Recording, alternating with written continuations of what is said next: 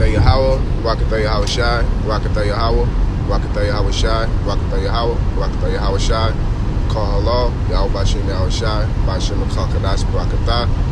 Want to give double honors to our apostles, who are elders who rule well. I want to say blessed salutations to you brothers out there that's teaching and enduring truth and sincerity. I want to say blessed salutations to you women out there that's enduring truth, sincerity, and also the weak amongst tares that's enduring this truth, sincerity. This lesson is basically going over initiative. So before we start anything, we're going to go into the definition of initiative in itself, okay? So we're going to go break it down into two forms. We're going to go into the word initiative as in a noun. It says the power of initiating.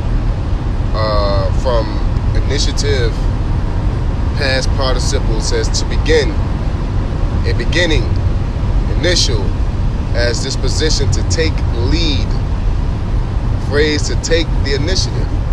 So we'll go into initial as an adjective. It says of or pertaining to a beginning, form,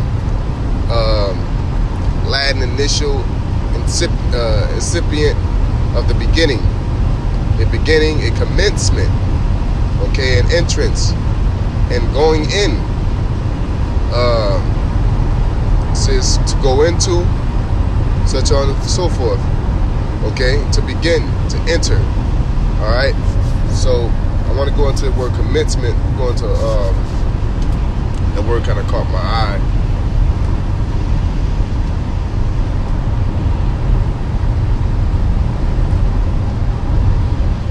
It says a beginning, act or act of coming into existence. Okay, going to the word commence, it says to start, initiate, cause to begin to be. You know, so here it says with together, but the whole point is, you know, that word initiate, really the word initiative is a word that I'm really harping on. It's the word in itself, basically to start something, to begin something, you know. It's easy. I listen to the little battle rap shit. It says follow the what's his I believe it's follow the initiators, not the imitators, but they don't say that. Innovators, follow the innovators, not the imitators, you know. And that word innovate,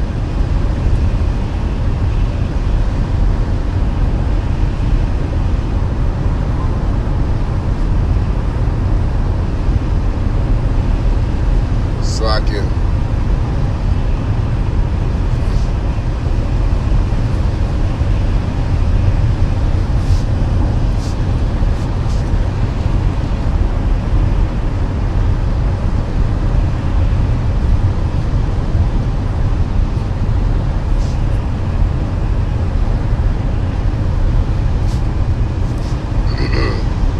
innovate.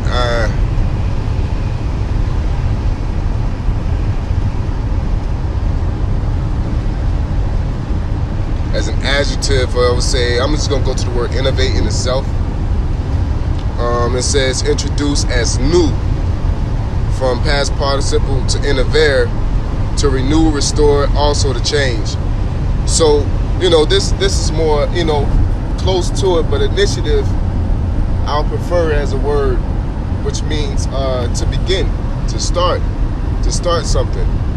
And when you come in this ministry, the reason why I'm bringing this lesson up is you have people that will watch your blueprint and they will copy the blueprint and claim their fame to your hard work of beginning something, such as the first Ford car.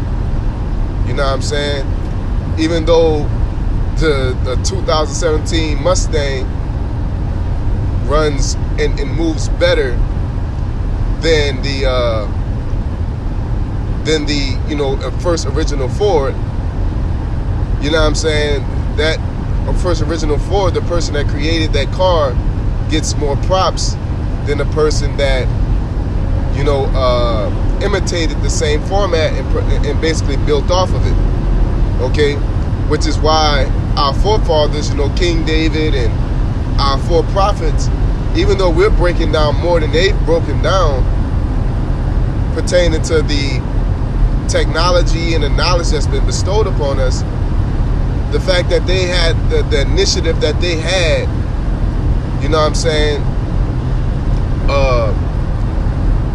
gives more credence to them than to us.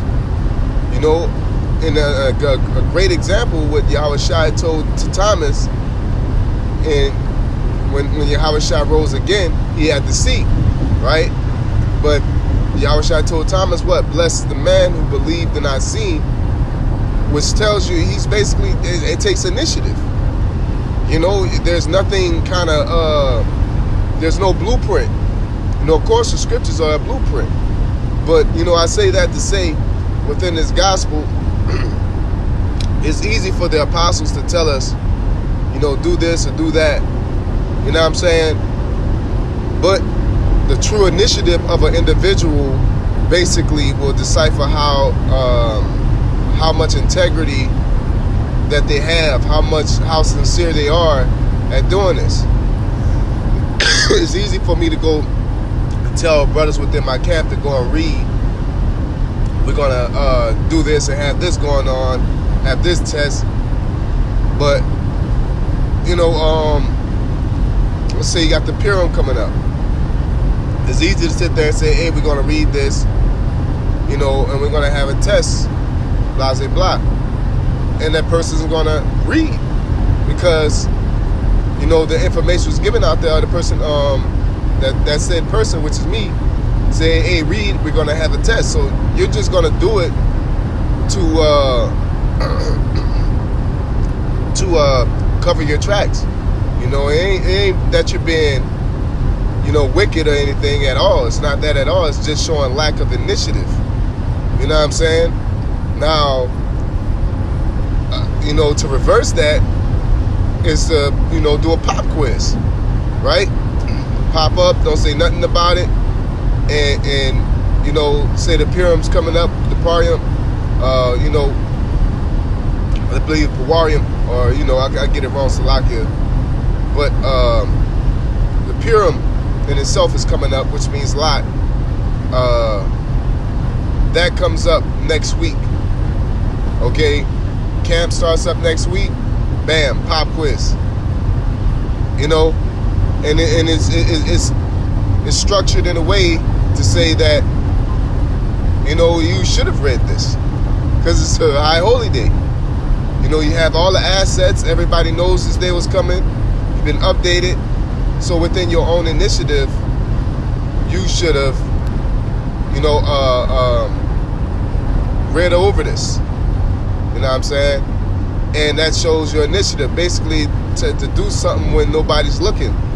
To do something without somebody telling you. Because when somebody tell you, it takes credit away from your crown, so to speak. It ain't saying like it's a half a diamond, but if you do it on yourself, do it yourself, you don't have to worry about all that. So let's get into some scriptures. I don't want to go on too long. So we're going to go into Matthew's 25th chapter in the 14th verse. It says, for the kingdom of heaven is as a man traveleth into a far country, who called his own servants and delivered unto him his goods. Right? Which is the word of the Most High, which is grace, all that and the above. Okay? It says unto one he gave 5 talents, unto another 2, unto another 1. Okay? And that's basically, you got your spiritual gifts, you got the gift of faith, you got the gift of interpreting and speaking different languages, the gift of the tongue, you got the gift of speaking. You got the gift of leadership, different things, things such as that. But some people have more than the other. Okay, some brothers are scribes and speakers, and they're leaders or or they are very faithful and, very great speakers, or, very great sergeant at arms, so on and so forth. You get my drift. All right. He says, and it says it's a key point. To every man according to his ability, and straightway he took his journey. Okay. Then he that had received the 5 talents went and traded with the same, and made them other 5 talents. So what happened? That person took their gift. Now the man that gave the gifts, they gave the portion, left. Went about their business. They didn't micromanage. They didn't look over their shoulder constantly. Did you do this? Did you go to and flip your talents yet? No. He straightway left. So now it's based on your initiative to do what needs to be done with that talent. Now, it didn't say in this parable that he said this is what you're supposed to do, and then he left. No, he gave them their gift, and he left. He gave them their portion, and he left. You know what I'm saying? It says, likewise he that had 2, he also gained other 2. So that Sean, you got man that had 5, that had a lot. One can say, oh, well, he had a lot. He could have took more risks. He had opportunity to take more risks. But what about the man that had 2? You see what I'm saying? But he that had received one went and digged in the earth and hid his Lord's money. So he basically sat on that talent. He didn't have any initiative. All right? Like the saying goes, the road less traveled is the hardest road is a road less traveled. You know what I'm saying? Or the roughest road is a road less traveled, man. Because, of course, if you're walking through a tall grass that's about waist high, and everybody's walking through that same path, it's easy to walk through there. But there's a shorter way that you can take, but you're not willing to chop down the tall grass, risk getting, attacked by animals, or being on the lookout and being more cautious and circumspect. You're not willing to do that hard work it takes to get to that destination, and within this ministry, as a man of the Lord, you're supposed to be willing to take these roads, take these hard paths, put yourself out there, man. Ask questions. You're gonna look crazy walking through tall grass when there's a path clearly, set up for you. The road that we're taking as men of the Lord within the ministry is knowing that we're Israelites. This is not the road that's traveled by a lot of people. The modern day Christianity, the God loves everybody, white Jesus, forgive all your people. That's an easy road, man. Nobody, the scriptures say woe unto them when men love you, man. Not that you're looking to be hated, but the world will love his own. It's basically what it is, because the world hates Yahweh Shai. This is the hard road. This is the road, to not eat pork. To say Esau Ashar, that Adawam and Ashar, that he is Satan reincarnated, man. To sit there and say that anybody of the alphabet group are wicked, man, and the Lord would destroy them. To sit there and say those things, it's taboo. But within the ministry, is a really a angle that I'm addressing, is that you shouldn't have to have someone tell you to get up and get off your ass and do X, Y, Z. You should tell yourself that, man. But when somebody tells you through the Spirit, because if the Lord's dealing with you, He will have people to come in your life and guide you. Then the Lord will have people to sit there and guide you and put you on a path. But at the same time, that's that person. The Lord basically put that person in your situation for you personally It's not an insult, but you should have been like, damn, I should have been able to do this myself, man. You know what I'm saying?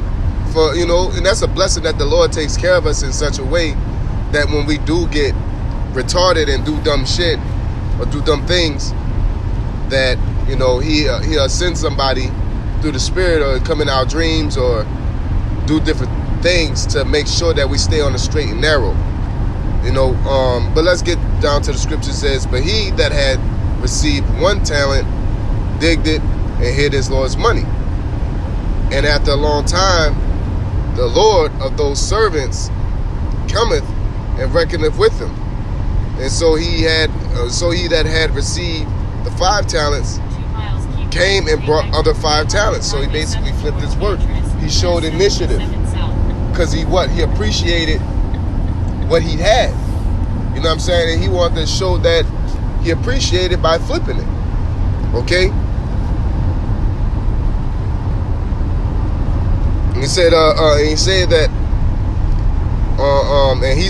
that he had received 5 talents and brought other 5 talents, saying, Lord, thou deliverest unto me 5 talents. Behold, I have gained beside them 5 talents more.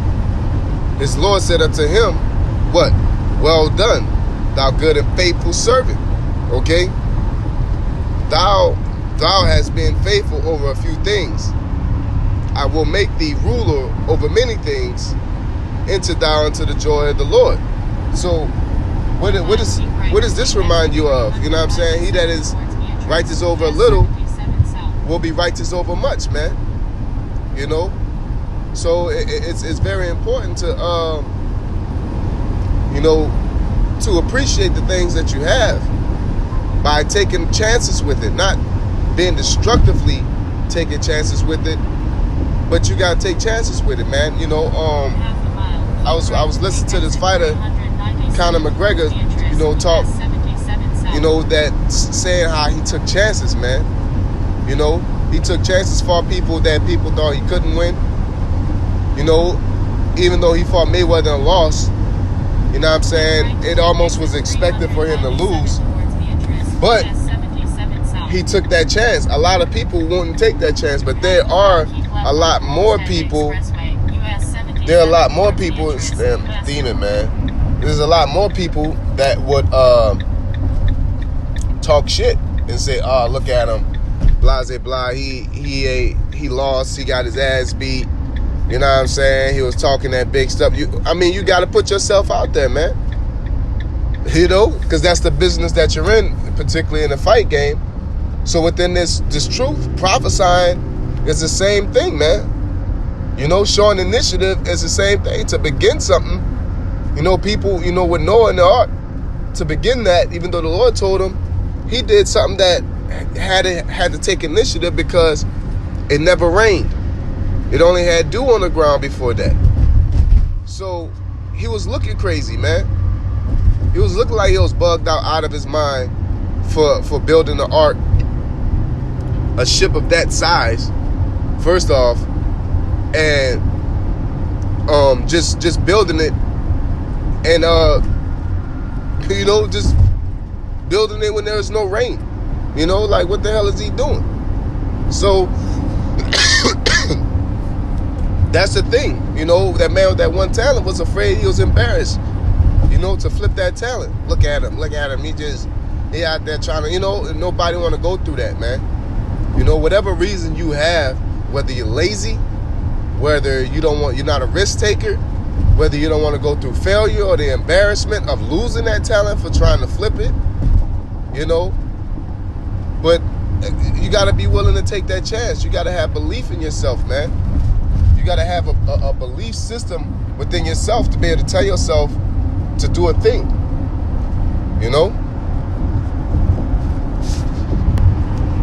Now let's finish this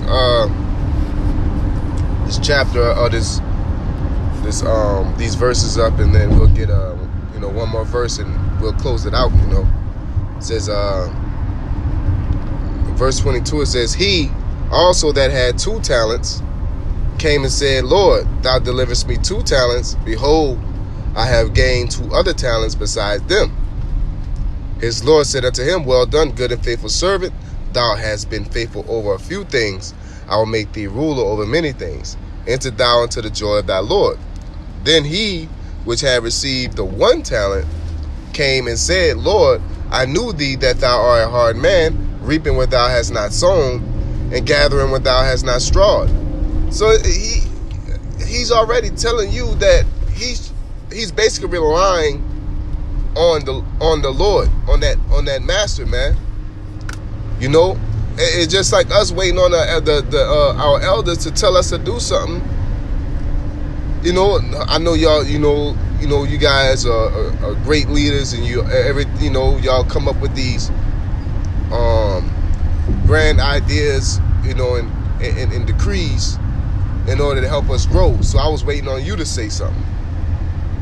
No, like, get up off your ass, man. Get up off your hind parts and show initiative, man. And then when they come and tell you, you do that too. You know, initiative is very important to be able to do something without somebody telling you to do it. You know, like, why are you waiting on somebody to make you get up like you're being righteous for being a worker ant? You know, like, it's order. You know, you don't buck up against order, but you do supposed to appreciate what the Lord gave you. The Lord gave us grace, and you just gonna sit there and wait for a prophecy to happen to speak on a prophecy. No, you study, you research. You know, you hasten the day. You know, you don't wait on somebody, man. You know, that irks me. You know what I'm saying? Personally, it irks me for somebody to, you know, because you're cheating your righteousness, man. You know, in my personal opinion, you're cheating your righteousness because you're really riding on somebody else's coattail and just doing what they tell you to do. And then another thing is, you know, on another end, you don't want to. It's easy to watch, you know, as these other camps do. It's easy to watch the apostles do it. You know, the year of whatever nigga said, breaking down doctrine or something like that. That ain't initiative. You imitating. You know what I'm saying? That ain't no initiative, man. You know, it's easy to watch somebody do something and then say, oh, if that was me, I would have did it like this. You know, like when we, you know, commune and we get together, sometimes we'll, you know, fuck around or mess around on a video game. We'll play Madden, right? And the person in the game, the person playing the game, we'll play each other, and the person that's spectating be like, oh, why you didn't throw it over here? You know what I'm saying? Like, because, you know, you're watching that person. And you're telling, you're trying to micromanage them. Down me, I would throw it over here. Why you don't do it? You know what I'm saying? You know, jokingly, you know, the brother be trash. He'd be going, he'd probably go like 5 and 11 in a year, but then roll up and be like, you should have threw it over here. Like, why don't you do that when you're playing? You know what I'm saying? Or you watching somebody fight, you know, you never fought a day in your life, and you're saying, oh, you know what I'm saying, why he should have hit him with a hook after he hit him with that hook. Like, you don't know what that person went through on that when he threw that hook. You know what I'm saying? How that counter punch felt, you know, compared or that initial punch felt, and what went through his mind to slow him down. You know, like they say, hindsight is 20/20. Also spectating this, man. You know? That's why you got somebody in your corner, but the best fighters is the people that can fight. You know, and then they get their adjustments on top of winning the fight, such as a Floyd Mayweather. You know, he'll be kicking so much butt that his corner man, which is his uncle or his dad, he'd be like, man, just keep doing what you're doing. You know what I'm saying? I remember the face, he was moving his head side to side. Just keep doing what you're doing, man. Keep doing what you're doing. Or they'll tell him, you know, you already mastered that. Why don't you, you know, try to work him out? Why don't you try to do this and do that? You're already beating him up. Why don't you try this and try that, man? You know? But the whole point is initiative is key to establishing your crown. You know? So let's get this last verse. Salakia. So I want to finish this off. It says, verse 26, it says, his Lord answered and said unto him, thou wicked and slothful servant, thou knewest I reap where I sow not, and gather where I have not strawed. Thou oughtest therefore to put my money to the exchangers, and at my coming I should have received my own with usury. So what is it? What that mean when he said you knew that I reap where I reap where I have not sown? Basically, you know my criteria. You know the flow. You know the culture of my system. So why didn't you do it? Like you know, those of you that's in the know and within the gospel, such as myself included, we know the system. You know what I'm saying? We know what it takes. We know what you're supposed to do. So it's like, why aren't you doing it? Why aren't you doing it, man? Why aren't you taking that initiative? You technically you shouldn't need anybody to tell you to do something. That's why it was called him a wicked and slothful servant, because he knew. He openly admitted, like, yeah, this is what you normally do. And I took it upon myself to not do that. And I'm about to give you this hotline, hoping that hotline to replace flipping that talent, man. Because Jake is a supplanter. They like to run that game, man. So let me get this last verse. We'll call it a wrap after that.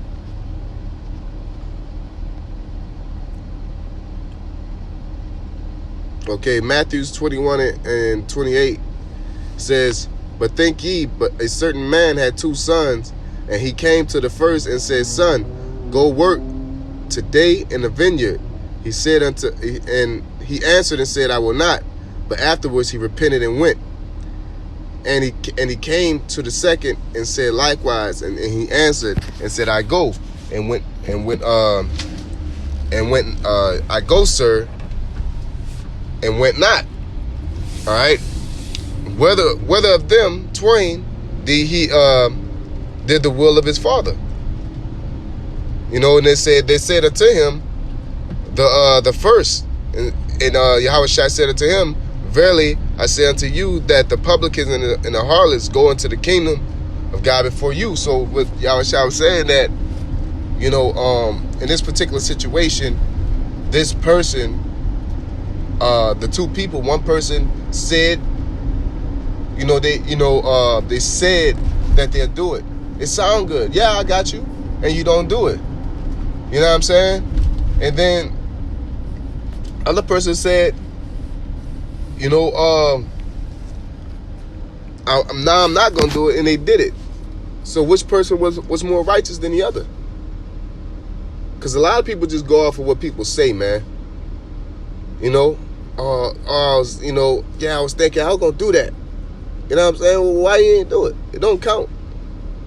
You know what I'm saying? Or they talk about the love of Israel, but they don't establish love according to the scriptures.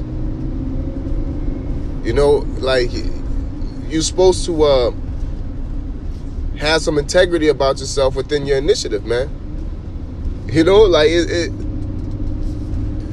that's that inner man, basically. What I'm alluding to and really overall dealing with as a cultural subject is the inner man. The inner man gives you that initiative. That inner man telling you to get up off your ass. You're not doing enough lessons. You're not reading enough. You're not doing this enough. And you should constantly be on yourself like that. Constantly, man. Because the moment you get comfortable and complacent, the moment you stop growing and producing, man. Yeah, man, I gotta do this, I gotta do that, I got this on my plate. You got the time, or this person is that, and you constantly making reasons and excuses for your incompetence.